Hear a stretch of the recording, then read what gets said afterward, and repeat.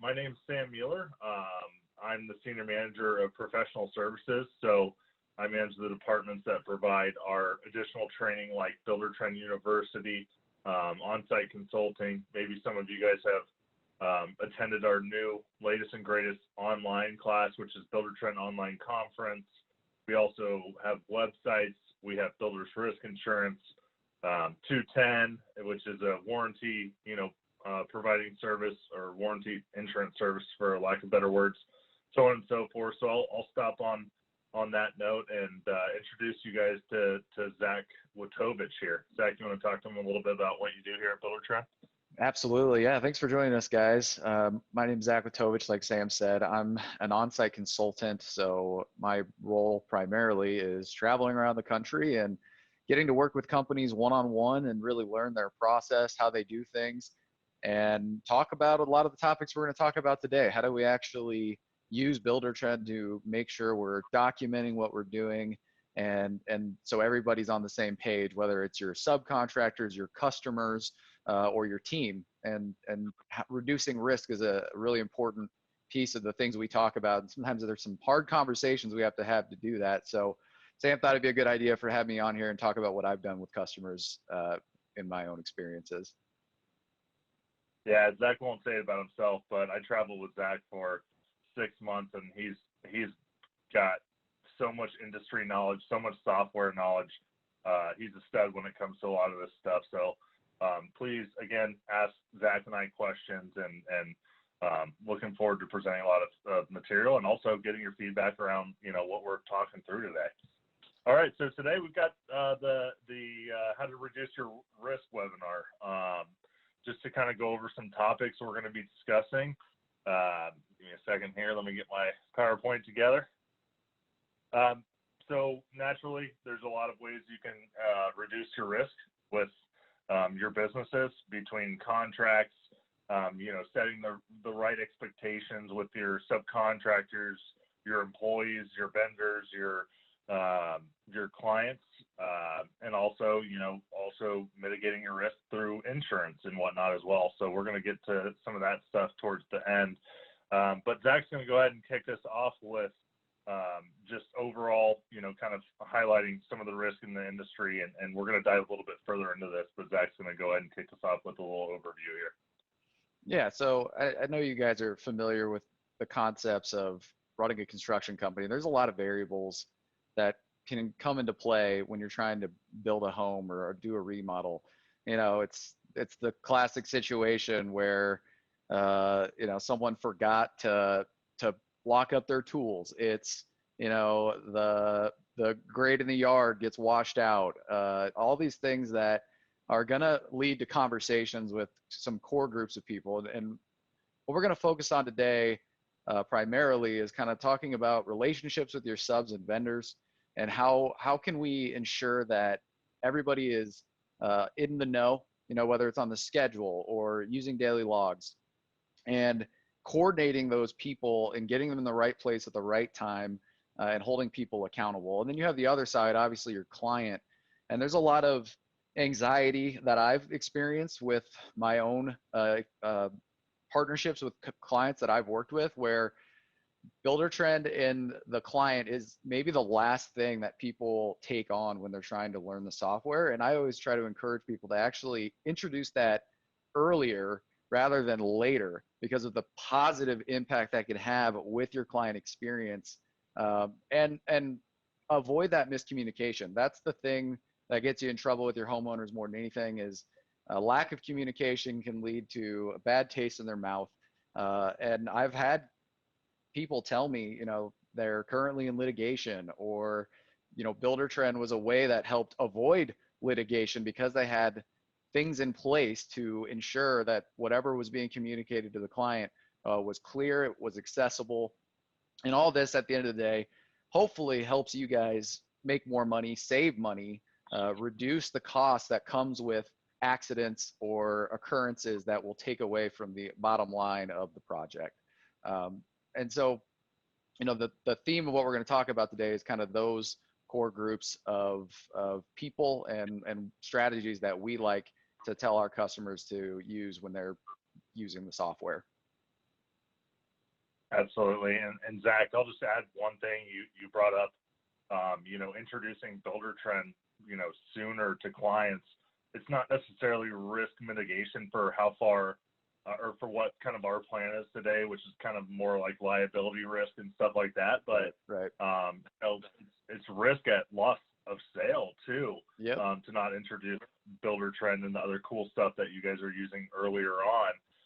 A lot of times, Zach and I would travel together, like I mentioned earlier. We would even convince people to try to use Buildertrend in their sales process, and maybe some of you guys are already doing that today. And I look forward to your feedback in the chat section of this meeting if you are doing that. But 2 out of 10 contractors in the construction industry, whether it's subcontractors, new home builders, pool companies, whatever you guys are doing out there, 2 out of 10 people use software. Everyone else is stuck in Excel and Word, and not that those pen and companies paper. are necessarily successful. Right, pen and paper. What's the term? Stone and Chisel. fire signal. Yeah. Yeah, chisel. But you guys are ahead of most of your competitors already, which is great. And you should utilize that and lean on that in the sales process, because let's just face it, more and more millennials and just people in general are used to technology and almost expect technology. So highly recommend involving some form of Buildertrend. It doesn't need to be anything crazy, maybe just a quick video that you send out to clients. Maybe just a quick sit down with them on your iPad on the mobile app to show them how they're going to get updates on their projects and stuff like that, which we'll get into once we start talking about client relationship. But the sooner you involve your client and set the expectation of how you're going to build their house for them, I think the better off you're going to be. And it should hopefully help you close some deals as well. All right, Zach, I've got a quick question for you. And yes, I did write this down before, but I think it's a super important question to address with the industry. So don't mind me checking my notes a little bit here. But, a lot of the construction world is, family-owned businesses. Yep. A lot of people work with friends that they've been working with for 20 years. So it can make stuff like contracts and trade agreements with vendors and so on and so forth a little bit more awkward. Yep. In your opinion, and I might be setting you up for failure with this question, but what's the best way to manage that? You would never set me up for failure, right? Sam and I have some stories on the road that we'd love to share with you in a more informal setting. Yeah, actually, so that's a really big piece that I've had conversations with people. You hear that a lot, like my subs won't use the system, or, I'm having trouble getting my subs to use it consistently, or they're not approving their purchase orders. They're not, checking daily logs. How do I get that? And I think the key piece to that is the better your relationship, the more leverage that you have on that sub to kind of work them a little bit, right? If it's a sub you've never worked with before, that is somewhat of an advantage, because you can kind of say, this is what we do. If you want to work with us, you have to do this. If it's someone you've been working with for 20 years and you're trying to change your operations, that can be a difficult conversation, but you have to have it. And ultimately, I always tried to kind of phrase it around, if you know this person on a personal level and you explain why you're making these changes, because maybe that sub or vendor's children are going to take over someday and you want to continue to work with that company, having a procedure in place, some steps that are concrete can actually make things go a little smoother for maybe a family transition. And it's just part of business, right? You have a relationship, but that doesn't mean that relationship can't change. And this is a way to ensure that both parties are protected. So like, let's take a purchase order, for example. A lot of times, and I know that's not like a theme necessarily, like what we'll talk about from a feature standpoint, but the idea behind a Buildertrend's purchase order system is it's a subcontract, right? And in that contract, you have terms and conditions. And a lot of times I'll go to places and they don't really lay out, when are you going to pay the sub? What are the expectations for that sub when they're working on the job site? They kind of have that handshake agreement, which is great. But every once in a while, you know, being able to go back to the document, not as a punishment, but as an agreement that this is what we both have an expectation for, is going to make the process better in the long term, right? You know, and if they ever have questions about that specific job, hopefully the PO has outlined the scope of work. And it just eliminates those communication mistakes that even people you've worked with for 20 years still make, right? You know, and this is just one thing that we would kind of work on when it comes to how a vendor relationship would work. And it's the same thing with, like, you know, maybe you're building for a client that you know personally. You'd still have them sign the same contract work that you would with anybody else, and your subs really aren't any different as far as how your business should outline what they're doing. And a lot of people have been receptive to that. You know, that it's definitely one of those things that you just have to really work them, and it actually gives you, like I said earlier, a little bit of leverage, because you know you can work them a little harder if you know them pretty well. You know, if you have a sub that you're newer with and you're kind of pushing them, there's a chance that sub is just going to completely, you know, buck at the opportunity and not follow through, go forward for another builder who doesn't hold them as accountable to things, Right. which is, you know, but so that's something that, you know, we definitely focus on, and it just really use that angle in the relationship piece. Yeah, totally agree. And Zach, you know, talking about the purchase order system or trade contract agreements, it doesn't necessarily have to fall on, you know, like that you don't trust them, because obviously you trust them. If you're working with your friend or you've been with them for 20 years and they become your friend through business, it doesn't necessarily have to fall on the fact that you don't trust them. It could be, you know, you consulted with a lawyer and a lawyer says that you should have a signature for every single piece of work that you're going to do, whether it's with a subcontractor or a client. Because, say, for example, if a subcontractor doesn't have a signed contract and gets hurt out at your job site, you know, you could lead into further and future issues there. And the other piece on that is, you know, maybe it's your billing process. Cash flow is a very important piece in the construction industry, because we're spending so much on supplies, especially now with lumber prices and everything else going on in the construction industry, that, you know, cash flow is a huge piece. So in order to set up payments to a subcontractor and your plan for your business on when you're going to bill your client, and then also when you're going to pay your subcontractor, or when that's at least projected to pay for your cash flow purposes, that could be as simple as what it needs to be. Right.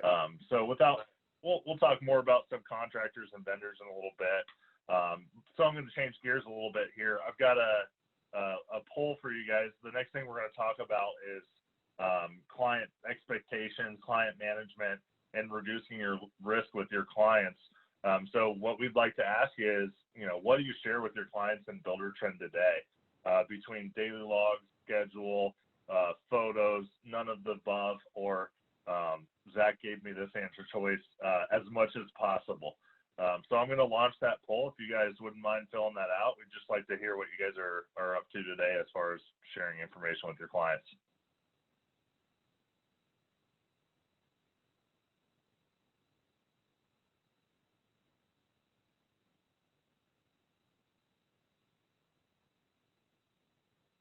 Wow, we've got quite the mix. Zach, are you able to see these poll responses? I thought for a second that I was going to get to cast my vote, but all I can see are the choices. It won't let me select, and I was like, I don't want to skew the data. You got to get the correct information here.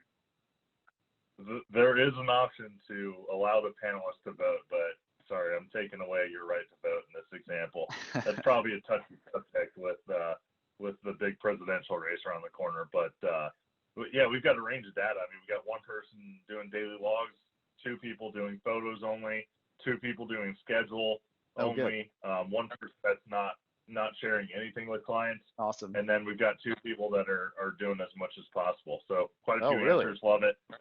I love that too. Appreciate y'all's feedback. Yeah, it's great. So I'm gonna hop into talking a little bit about the client relationship here. and I jumped the gun. A little quick overview on the things that we're going to cover. Quick agenda for you guys. Managing the client relationship, subcontractor agreements and contracts, change orders, delays on the job site, and then insurance and warranties. Naturally, very fitting subjects for how to reduce your risk. So let's hop into things with the client relationship. Client relationships. So naturally, you guys are, for the most part, selling clients the most expensive thing that they're ever going to buy in their life. So a big piece of it's developing that relationship, getting to know your clients, making sure that they trust you and what you're going to do, but also certainly making sure you're going to trust them and make sure that their expectations are in the right place for what you're going to do in your build process, so on and so forth. So we've just got some recommendations around managing that relationship. And again, it's a trust factor thing, and good old Warren Buffett would completely disagree that you shouldn't get too far into contract language and all that stuff, but there's a certain amount of liability behind it that you need the trust factor. For anyone that doesn't know what I'm referring to, Warren Buffett prefers to do his big deals on a napkin with someone at coffee. He's a little bit out of the realm of what we think is proper in the construction industry, but without getting too far into that, let's jump into things. So be upfront with the terms of your contract. So as I mentioned, I'm the senior manager of our professional services department. We have on-site consulting, which is something where our clients are spending some money to get people out to their facility. And at one point in time, when I was a consultant with Zach, we decided to go through the terms instead of just simply sending out the contract, which I'm sure some people do here. Some people probably walk people through it a lot. But one thing that we decided to do at some point in time was to sit down with the clients and walk them through the contract one by one. And don't get me wrong, we're not covering every single sentence in there. It's kind of more of like a realtor sit down if you're meeting with a realtor and they're covering the important pieces and the pages you need to sign. But we had a lot more success with that because our clients were able to answer questions that they had throughout the contract, and we were able to cover the stuff that we knew was important for them to know as far as billing, the timing of billing, when they should expect someone to reach out to them, just confirming and reconfirming the processes and the deliverables. So we had a lot of success with that, and that's what we recommend doing with clients too. Again, back to that point, this is the biggest purchase in their life. If I'm someone going to a builder, which I'm going to do soon, currently I bought a house that was already built, but I will be building a house soon.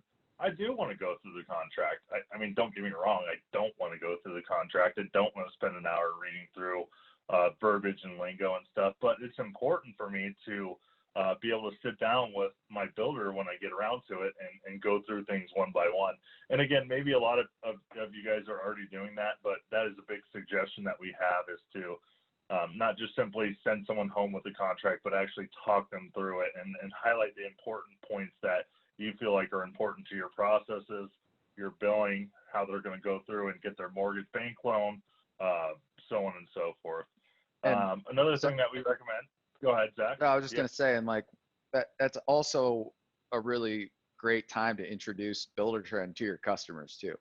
So if your goal is to get them to engage with it, to avoid them having to always call or text you, and you're documenting things and you're wanting them to see it, having that one-on-one time to sit down and review that is also time to be, hey, this will also all be on our online platform. You don't even have to call it Buildertrend.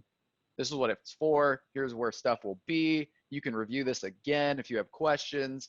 And so, I've found a lot of builders don't really do that. They sell it and then they just kind of move on and go through it. And like to Sam's point, why did we start having customers review it with us was because we felt like they were missing things that were important. Like, hey, we're going to reach out to you 3 weeks before the visit. And people will be calling us, 2 months out, be like, why haven't you called us yet? It's like, you need to know what's in the contract in order to avoid those communications. As soon as we sat down with them, explained the process, showed them the terms, and we were aware of what the terms were as well, obviously, we felt like the relationship got off on a better foot right away. And again, that's just a way to manage risk is up front, and be transparent about what the expectations are. That'll mitigate a lot of the questions that your customers likely have moving forward. 100%. And save you time too, right? Yeah, right. It's back around that expectation setting is making sure, everything is set up front so that everything as you go through your build process is set up in the client's mind and their expectations are right. So number one, they continue to trust you more and more and will let you do your job because they hired you to build a house.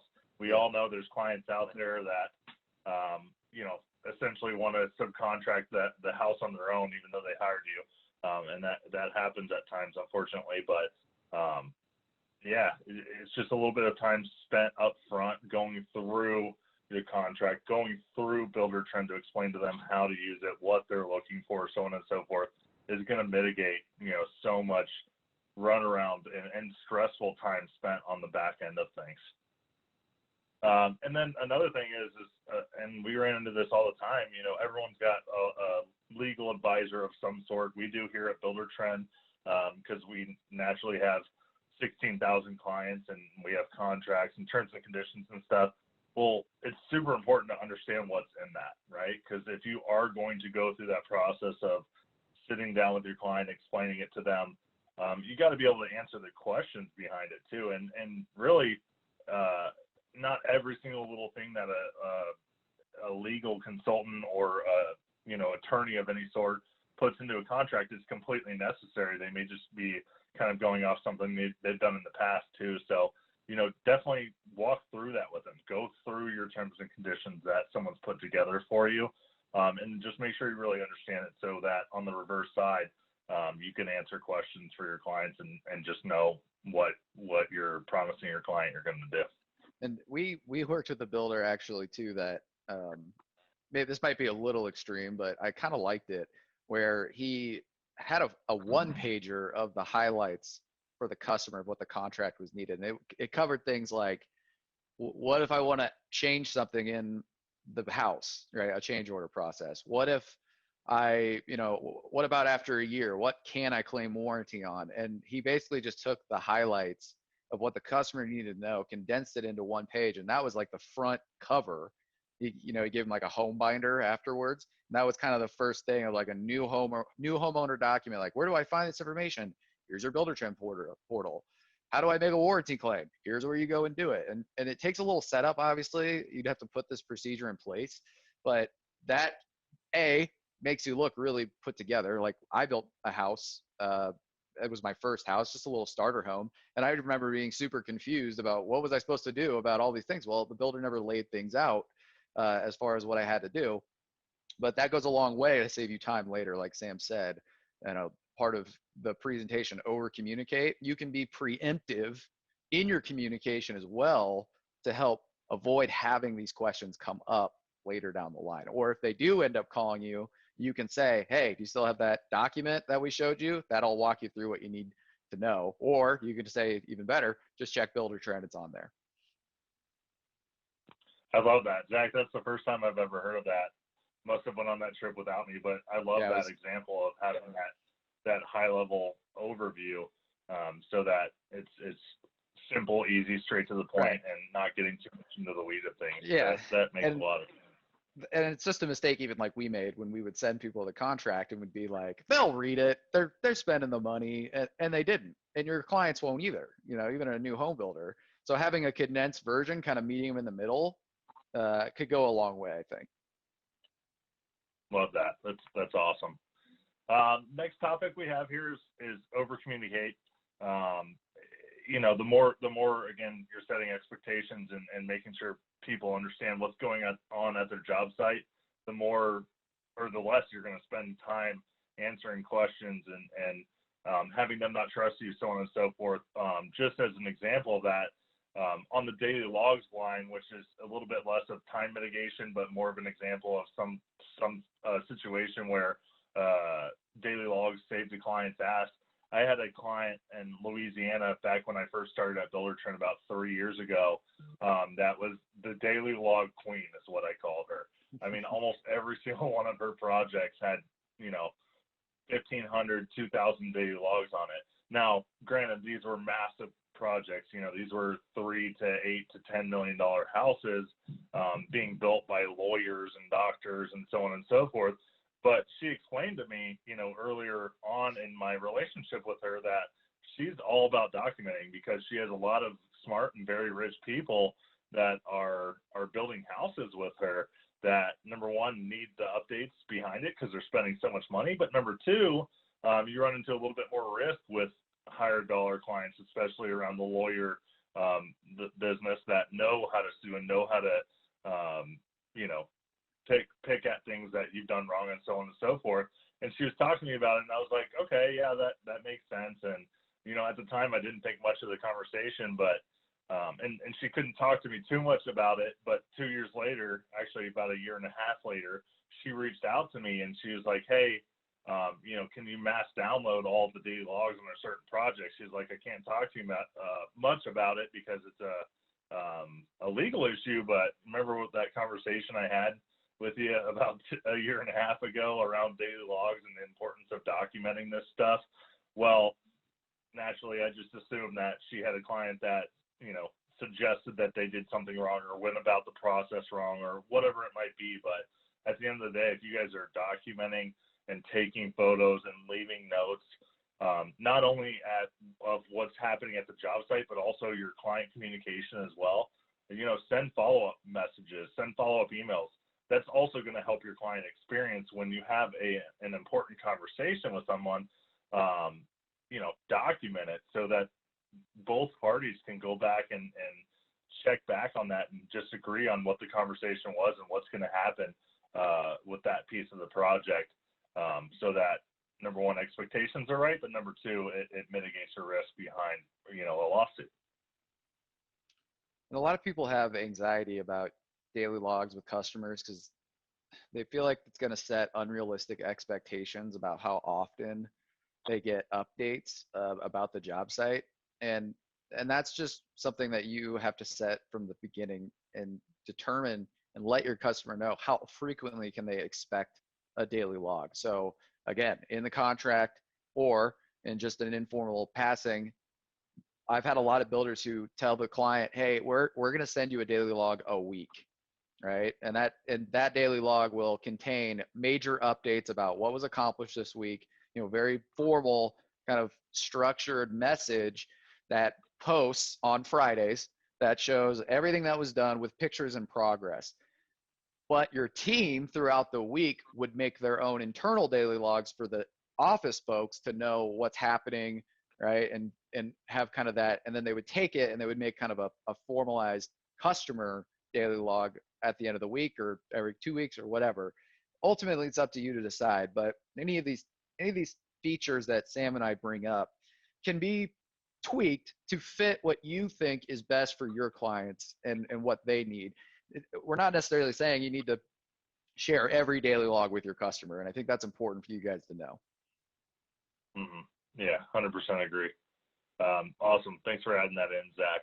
And then just the last thing that wanted to cover quickly on this slide, I know we talked a little bit about it earlier, but the sooner you set up the client portal and start getting them involved and interactive with it, the better you're going to be. The less questions you're going to have.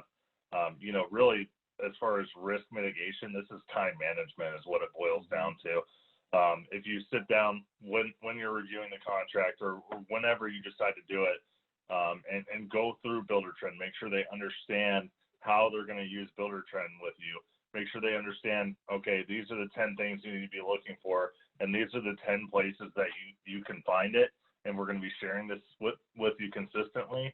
Not that we don't want to talk to our clients, but just naturally, you're going to have less conversations and less issues with your clients. It's just what it boils down to. Awesome. We've got another, actually, no, we do not have a quick poll here. The next poll is under change orders. But Zach's going to be talking about subcontractors and agreements. I know we kind of touched on this already, but we're just going to go a little bit more in depth into that piece of risk mitigation. Yeah, so I kind of jumped the gun on it. I was just so excited to talk about the PO system, but it's such a great example of ways that Buildertrend can save you time and mitigate risk and save you money. But there are a lot of things built into the PO system in Buildertrend, and it's a little confusing. Purchase order to a lot of people makes them think like vendors and that they're going and buying just hard materials for the construction of the house. But if you're not familiar with the PO system, maybe you're in a core account or you have seen it, but you don't use it, you just use bills.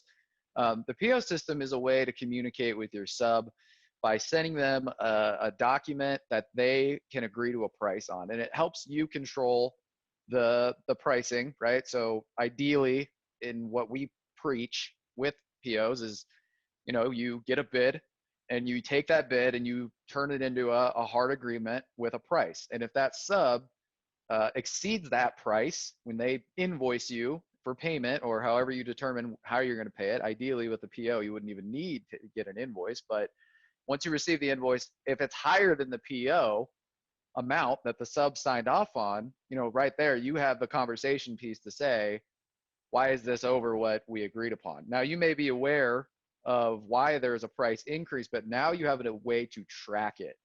You can enter in what's called a variance bill and have it affect your budget, or you can maybe go to the customer and explain to them why it's going to be more and that there needs to be a change order, whatever the situation. But not enough people use the PO to its fullest potential, and the design behind it and how we really encourage it is that you have standard terms and conditions. If you were to open a purchase order, there is a screen in it or a tab called scope of work that you can pre-populate all the information about the job site expectations, the billing cycle, any sort of additional scope that you want to add into it before sending it. And then you can release it to the customer. The coolest thing, or excuse me, release it to the sub. The coolest thing about the PO system is your subs do not actually have to be active in Buildertrend. They do not need to use Buildertrend actively to be able to receive purchase orders. They will get an email that they can open the link. It lives outside of the system. They can review it. It'll outline the exact scope, the terms and conditions.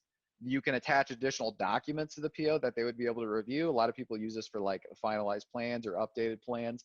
And then they literally have an acknowledgement and a signature, which is a binding contract by all intents of the law, right? This is what I agree to pay. So now you are in control of that contract because they've executed it, and you're ultimately the one releasing it. So that's just one piece. And I highly recommend, if you're not using POs, that you maybe set up a call with your coach to kind of go over the functionality, how it works, and how you can make multiple payments against it, and all your questions can be answered. But it really is a way to control the situation, right? And to keep a tighter budget and make sure everybody's on the same page from just a job standpoint. And then within that PO system, we also have lien waivers. And your state varies likely on the process for lien waivers. Sometimes, if you're from California, they've got 3 different types of lien waivers that they have to sign at the beginning and then during through payments, and then the final lien waiver can get really complicated, and our system's able to handle that because it's based on per payment. And lien waivers and Buildertrend are really simple if you can get your subs to create an account, because they literally can log in, they can see that there's a payment that is, contingent upon the lien waiver.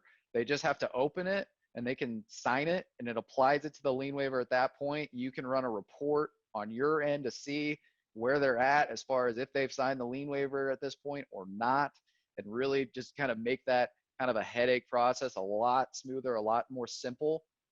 And then you're good to pay them. And this is something a lot of people have confusion about, but the idea behind the lien waiver system is they should sign it before they actually receive their payment. I've talked to a lot of builders who send the lien waiver with the check, but the reality is if you don't have a signature on that lien waiver prior to payment, they really aren't required to sign it at that point. They already have their money.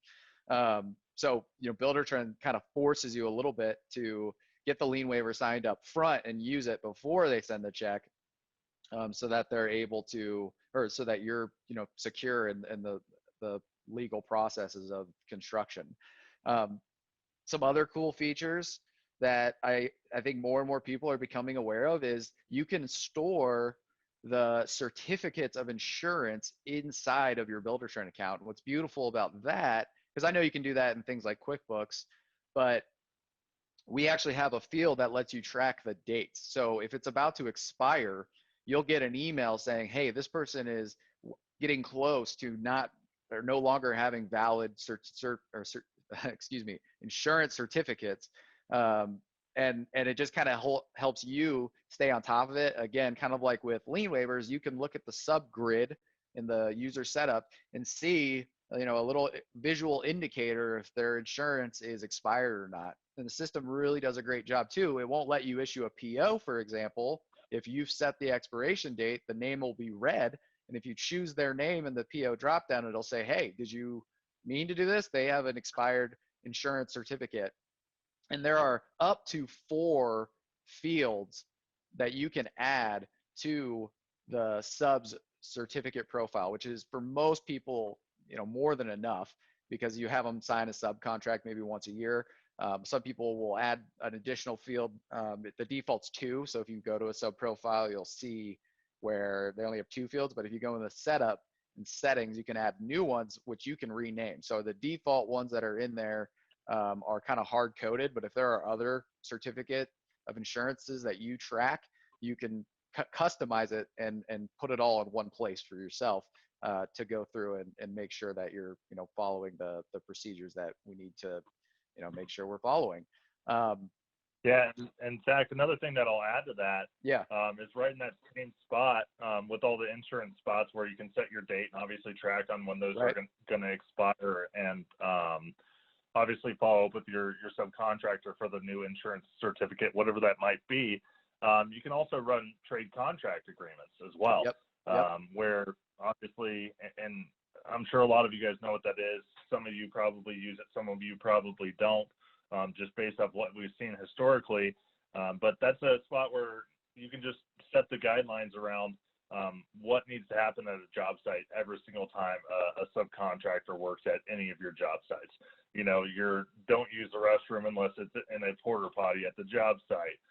Once you're done at the job site, make sure you cleaned up all trash and organized any of your materials in one corner of the house so the rest of the subcontractors can get in. So that's another great tool. That's kind of a little hidden feature behind our subcontractor portal, that you can upload your trade contract agreement each time you get a new subcontractor, or if you're trying to establish that with all of your subcontractors now and today, and the next time they log into Buildertrend, they can just simply sign off on it after they've read through it, and then you've got your trade agreement all said and done in the system and documented. That one actually, when your sub logs in, it pops up and forces them to open the document to review it before it lets them apply the signature, which is pretty cool. And then another thing about the certificate of insurance, if you're really like a Buildertrend power user and you've got your subs really humming along, your subs can upload their own certificate of insurance from their profile. So you don't even necessarily have to reach out to them. It'll prompt them, hey, your certificate of insurance is expired, and then they can go into their profile and actually upload it without you having to have them send it to you and then save it and upload. So that's a little bit more advanced, but that's a great point, Sam, as well, with the trade agreement, and the system kind of helps you manage that really effectively. So I think we're going to talk about everybody's favorite thing to talk about next. Change orders, baby. All right, change orders. Oh man, probably one of the biggest reasons that people sign up for Buildertrend. For sure. Actually, it's one of our best selling points, because, gosh, I mean, you're building a new house, especially if it's on the higher end. You're doing a ton of change orders behind, additions people want to do, the materials changes and so on and so forth. But change orders. Again, back to that client relationship. You want your client to trust you. Maybe you're building for a friend. Maybe you're building for a business friend. You still want to get signatures on every single change order that you have. Number one, that's how how your people are going to know that you're ready to go with that change order. It's how you track and document it, and then you bill for that change order at some point. Number two, even if it is your best friend, Zach and I are great friends. If we had a conversation 3 weeks ago and then we had, what's that? I said, maybe. I mean, great. Sorry. I set myself up there. I should have expected that. But, you know, let's just say Zach and I talk about a video game trade or whatever it might be, movie trade, 3 weeks ago, and then we talk about 15 other movie trades on top of the 15 other movies that we all both own and we're going to watch together on the side. Guess what? We would probably forget about that initial conversation, right? So change orders is just a great professional way to track and document things, and something that's going to help you and your team, you know, all be on the same page as far as adjustments on the job site, because it has to be documented somewhere. Even if it is a verbal type agreement and you talk through it with the client, either you're going to have to send a message to your project manager or superintendent for that job site so they know, but then you send them a message maybe one time, you send them a to-do another time. It's just great to have your change orders all in one spot and signed off on, because also clients change their mind. Maybe they had their conversation with you a week ago and you send them the change order, and then the husband or wife gets home, whoever you talk to on the reverse side of that, and they don't agree with their spouse. No, that never happens, does it? Especially with work from home and being around your spouse more often. But anyways, without getting too far into that, it's just something that expectations should be set up front with the client. If you do have an adjustment to a project, you will be receiving a change order to sign off on, just to confirm that you want to do it. But also on the reverse side of that, I have to have that change order to have my business operate how it's supposed to operate when it comes to financials and cash flow.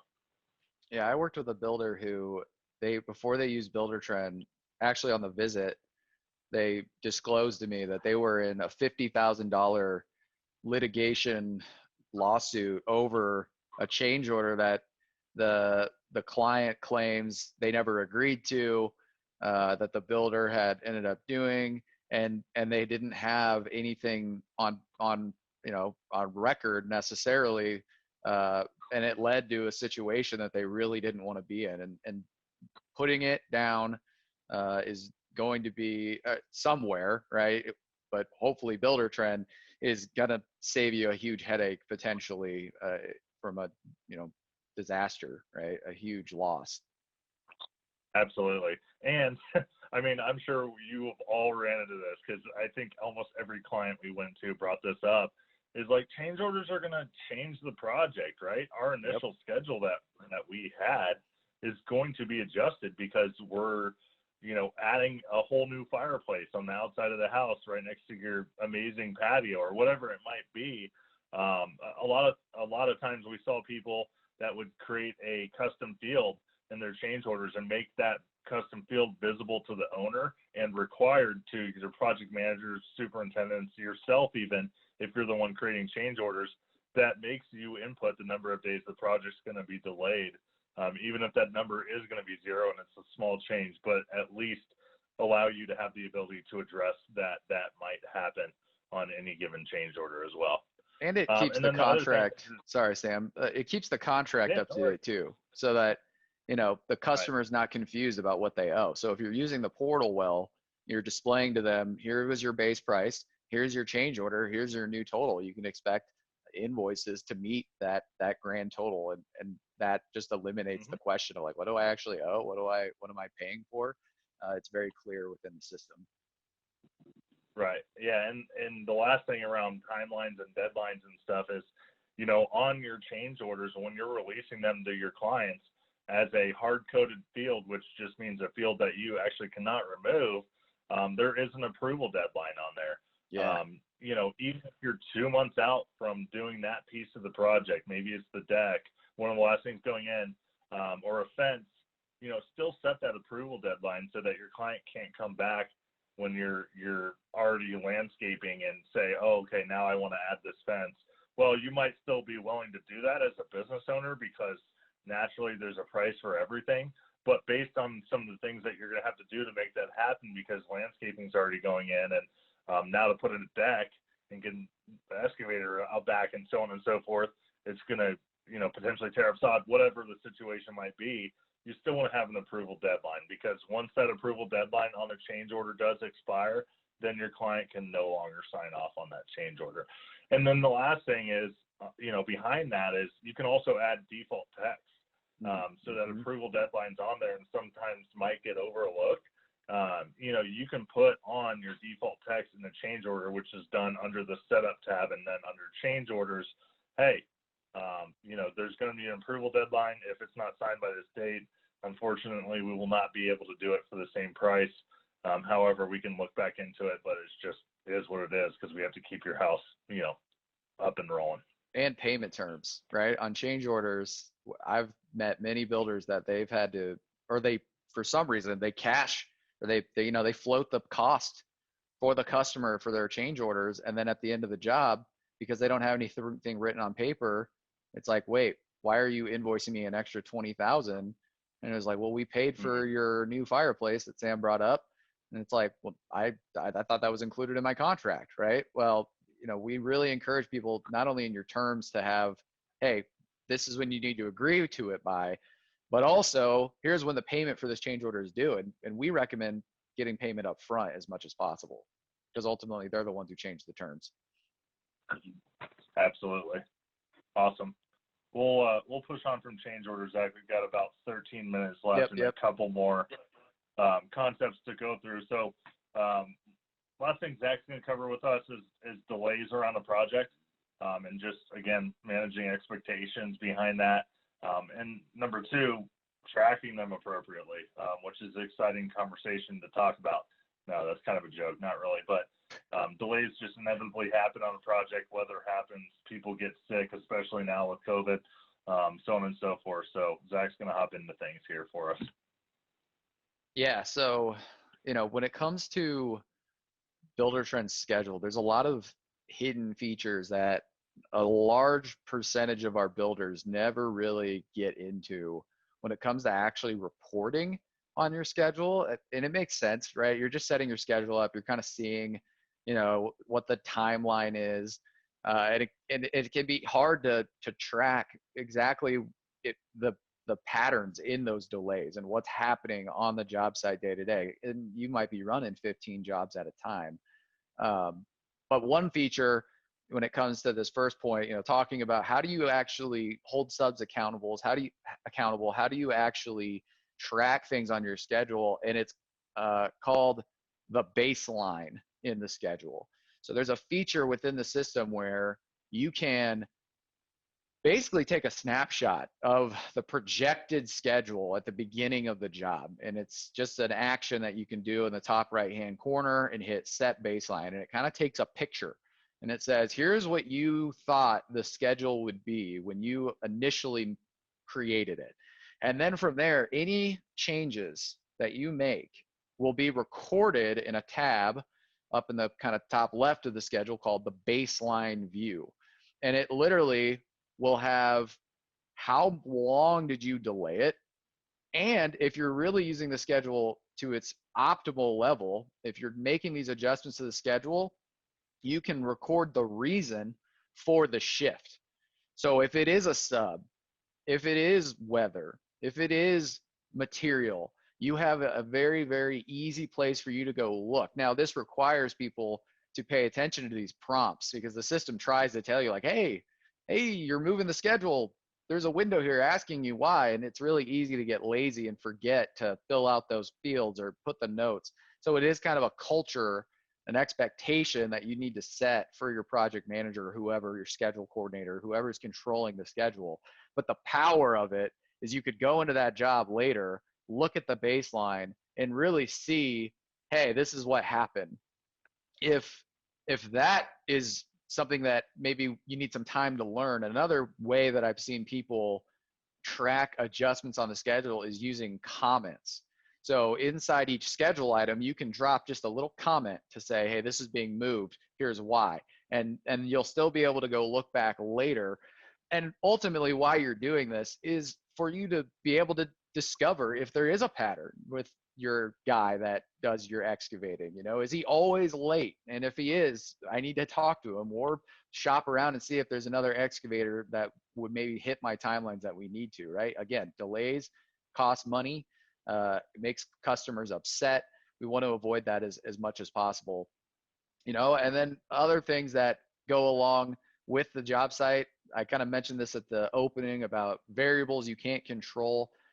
Having those external excusable delays kind of be addressed in the contract should go a long way in getting people to understand, you know, building a house is a lot of moving parts, and there are always things that could go wrong, like a pandemic, and see and be aware that those things are going to legally be protected if you acknowledge them at the front end. And it's really, really important that you put those in there. Just take Buildertrend. When the pandemic hit, we actually had to move or cancel a lot of our trips. And because we had the clause in the contract, you know, we were, you know, able, and customers understood, you know, we signed the contract, we understand. And obviously we refunded them or rescheduled, but they were a lot less upset because we acknowledged those things from the beginning.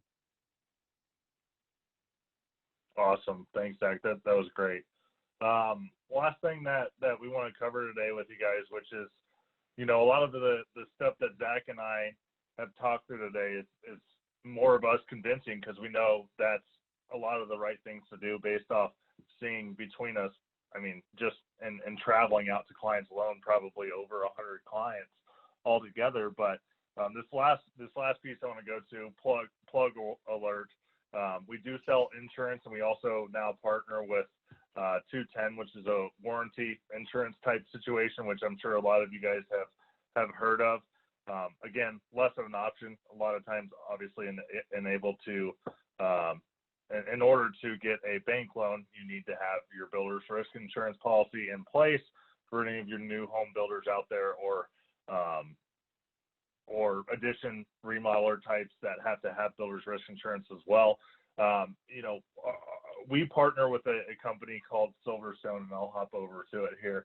And what they've been able to do, we can actually provide insurance ourselves, but we do partner directly with Silverstone, and the only builder's risk insurance they sell is to Buildertrend clients.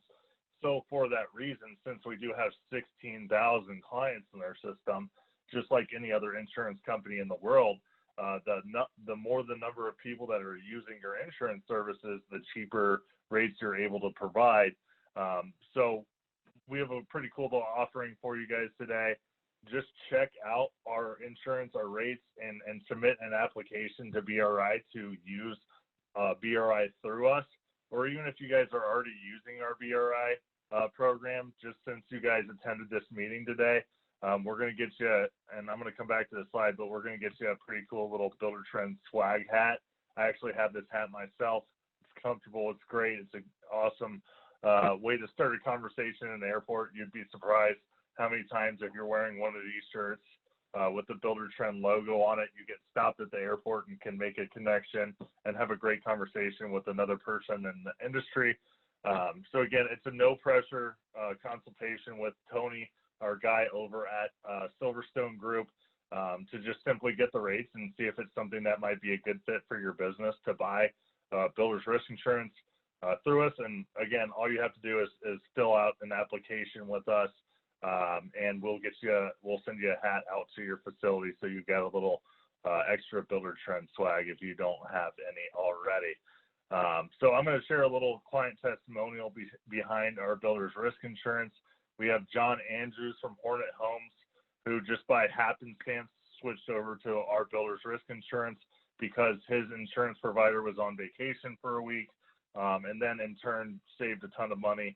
I think even enough to probably pay for his Buildertrend over the year. And he's got a little testimonial for us that I'd like to share with you guys. So give me just a second. I'll get this set up so we can give it a quick watch.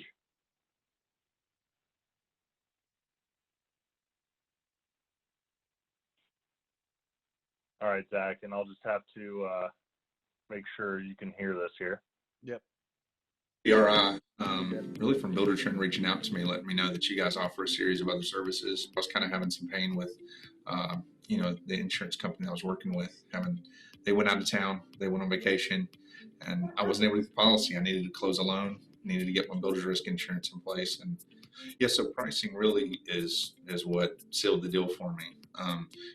When I spoke with the Silverstone agent that's through Buildertrend, they gave me the price of what it's going to be versus what I typically pay.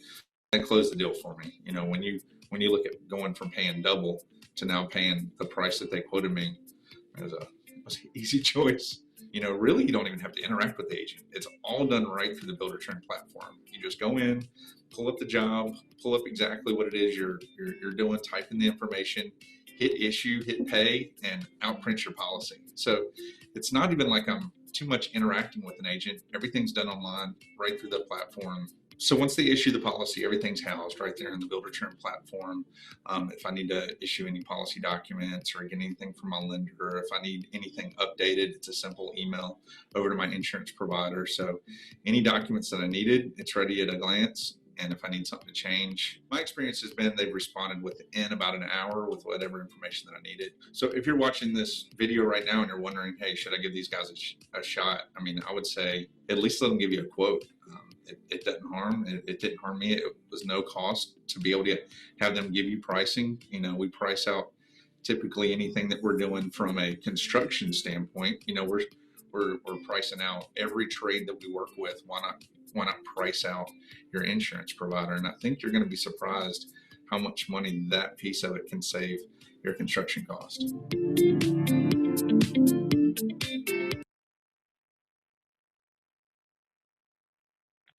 All right, so you guys all heard it there. It's quick, it's easy. We're offering you obviously a free hat to just go check it out. Quick 5-10 minute call, fill out an application, and see if we can hopefully save you some money through our builder's risk insurance. Big thanks to you guys for all joining and sticking with us today. Hopefully you guys got a lot out of this and can hopefully take some of this stuff and implement it with your business. If you guys have any questions or anything else after the fact, I believe there's going to be an email sent out from our marketing team with my information on it and potentially this recording as well for you to reference back to. But otherwise, my email, real quick, is sam.mueller, and that's Mueller @buildertrend.com. You can feel free to reach out about any questions that you have about any of this stuff. Zach, thanks for joining me. As always, you're a rock star, man. It's great to hear from you. Absolutely. And again, thanks to everyone for joining today. Appreciate it.